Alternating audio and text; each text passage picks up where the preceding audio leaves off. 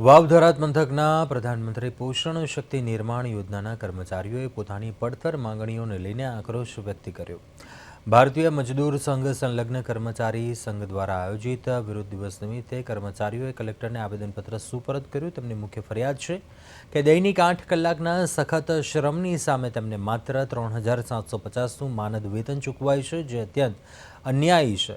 આ વેતન શ્રમ અને રોજગાર વિભાગના નિયમ મુજબ હોવું જોઈએ તેવી તેમની સ્પષ્ટ માંગ છે।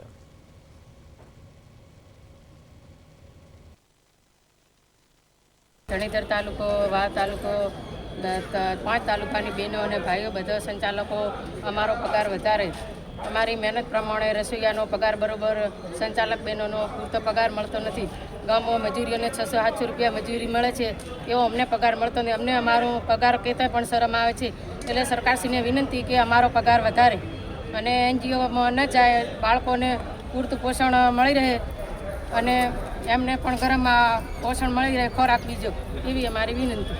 કલેક્ટર શ્રી પાસે અમે માગણી માટે મધ્ય ભોજનના કર્મચારીઓ આવ્યા છીએ, કારણ કે અત્યારે આપણે માનનીય વડાપ્રધાન સાહેબ શ્રીએ પીએમ પોષણ યોજના શરૂ કરી છે। જ્યારે અમારે કર્મચારીઓને સવારે 10 વાગ્યાથી સાંજે 4 વાગ્યા સુધી રહેવું પડે છે।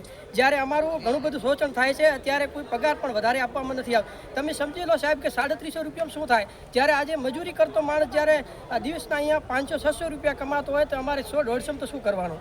સાહેબ શ્રીને આટલી બધી અમે વિનંતી કરીએ છીએ કે અમારી આ માંગ જે પૂર્ણ કરવામાં આવે, નહીં તો અમે ગાંધીજી માર્ગે પણ જાશું અને ગાંધીનગર જઈને અમે ઉગ્ર આંદોલન પણ કરશું। પણ અમને ખરેખર આટલી સાહેબ શ્રીની નમ્ર વિનંતી છે કે અમારું આ જે કલેક્ટર સાહેબને આપ્યું છે આવેદનપત્ર, એની માગણી અમારી સ્વીકારે અને બહેનો પણ એમાં જોડાયેલી છે। બહેનો માટે પણ આ ઘણું બધું કામ કરવું પડશે।